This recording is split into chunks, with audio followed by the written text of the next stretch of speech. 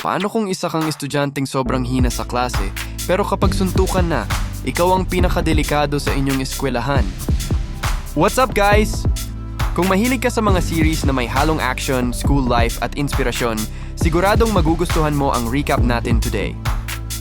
Ang ating i-recap ay ang episode 1 ng Korean drama na Study Group. So kung ready ka na, tara, simulan na natin!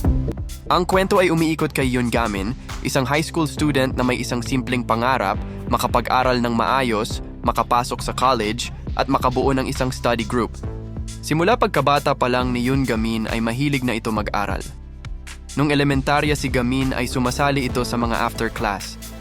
Dumating na din sa punto nagpakuha ito ng magtuturo sa kanya o magtutor kay Gamin. Sa kabila ng paghihirap niya sa pag-aaral, mababang marka pa din ang nakukuha ni Yoon Gamin. Pero hindi ito tumigil mag-aral, kahit saan ay nag-aaral si Yoon Gamin.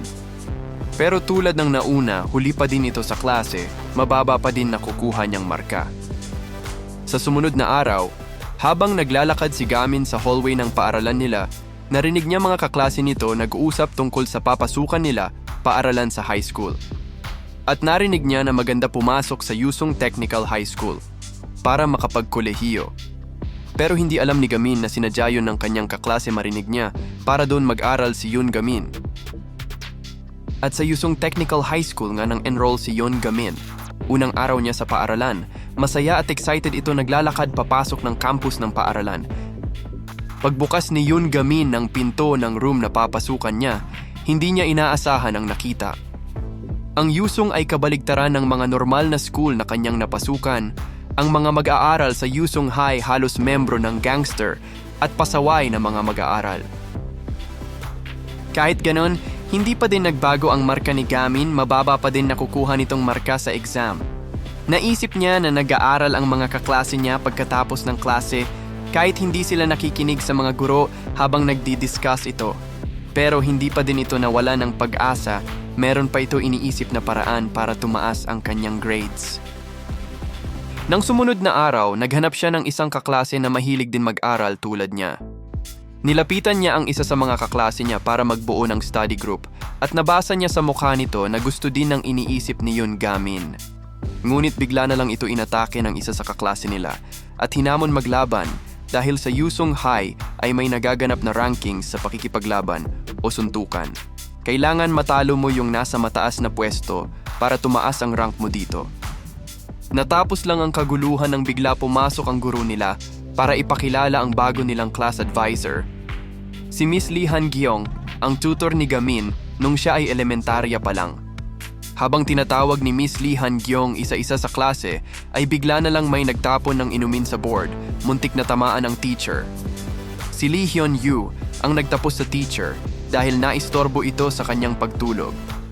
Nilapitan nito ang isang kaklase dahil sa ingay nito at sinampal sa harap ng teacher. Nang pabalik na si Lee Hyun-yu sa kanyang upuan, ay bigla siya sinita ng isang kaklase nila dahil ang tinapon na inumin ni Lee Hyun-yu ay pag-aari nito. Bigla na lang napalabas ng classroom ang kaklase niya dahil sa ginawa ni Lee Hyun-yu, nasira ang pinto ng classroom nila. Nagtakbuhan ng mga kaklase nila para makita ang labanan ni Lee Hyun-yu at kaklase nito, maliban kay Yoon Gamin na di umaalis sa upuan niya. Nagawa pa ng mga ito magpustahan sino mananalo. Kahit anong palo ni Miss Lee Han-gyong sa kanyang mesa ay hindi nakikinig ang mga mag-aaral. Ilang saglit lang pumasok ulit si Lee Hyun-yu, sumunod din ang mga kaklase nito.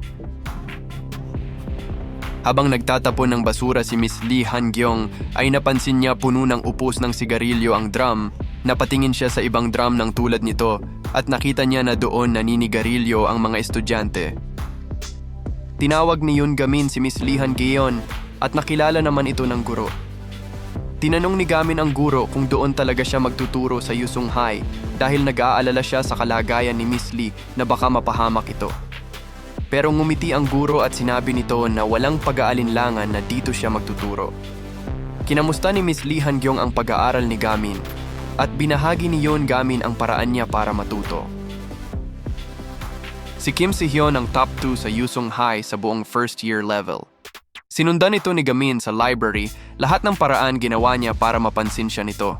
Kahit sa cafeteria nila, pero iniiwasan siya nito. Hindi ito sumuko si Yoon Gamin hanggang pansinin na siya ni Kim Si-hyun para turuan.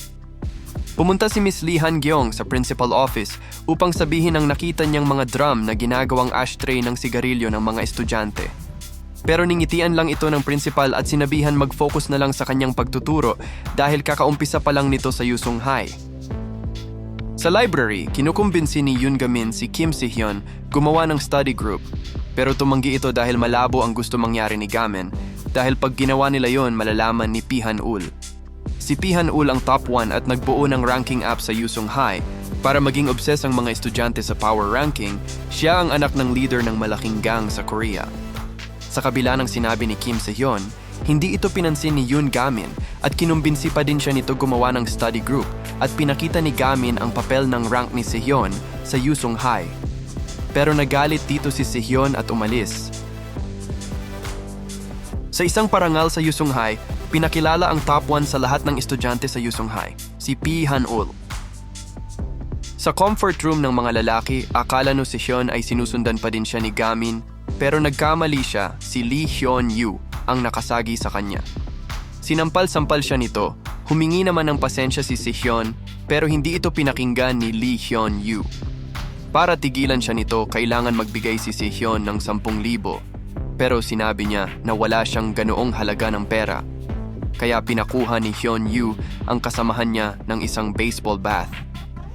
Habang tinatago ni si Miss Lee Han-gyong ang mga drum na may mga upos ng sigarilyo sa isang storage room, ay may narinig siya nagkakasiyahan na mga estudyante at nakita niya ang grupo ni Lee Hyun-yu na hinahampas si Kim Si-hyun ng baseball bat.